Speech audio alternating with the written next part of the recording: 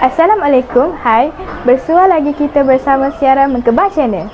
Episod kali ini kami bawakan program inisiatif Membaca 2026. Jom membaca bersama 10 minit dengan tema Membaca Menggembirakan, Membaca Membina Bangsa. Program ini merupakan anjuran Perbadanan Perpustakaan Awam Kelantan (PPAK) dengan kerjasama Majlis Pengarah-Pengarah Perpustakaan Awam se-Malaysia (MPAM) serta Perpustakaan Negara Malaysia (PNM) yang dilaksanakan secara serentak di seluruh negara.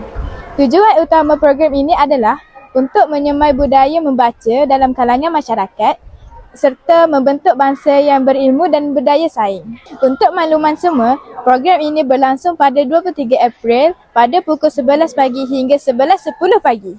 Semua warga sekolah berhenti seketika untuk membaca selama 10 minit secara serentak.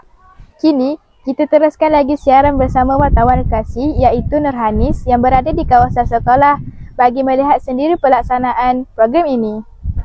Terima kasih kepada pengacara Nur Alia Balkis.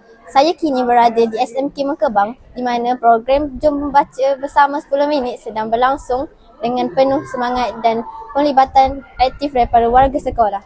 Untuk makluman penonton, tepat jam 11 pagi semua aktiviti dihentikan sementara bagi memberi ruang kepada semua warga sekolah termasuk guru dan pelajar untuk membaca bahan pilihan masing-masing. Apa yang menarik, pelajar dilihat membaca pelbagai jenis bahan seperti buku cerita, novel, bahan ilmiah dan juga majalah. Suasana di sini cukup tenang dan kondusif. Jelas menunjukkan kesungguhan dalam membudayakan amalan membaca. Program ini bukan sahaja dapat meningkatkan minat membaca, malah membantu membina pemikiran yang kreatif dan kritis dalam kalangan pelajar. Jelas bahawa program ini memberi impak positif dan wajar diteruskan sebagai amalan berterusan di sekolah.